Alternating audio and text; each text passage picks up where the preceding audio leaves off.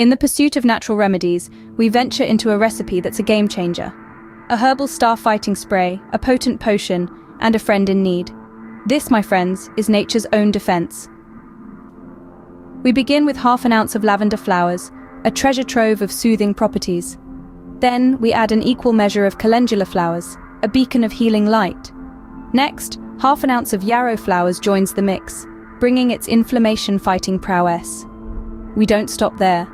Half an ounce of the powerful golden seal root is next, a cornerstone of natural antibiotic remedies.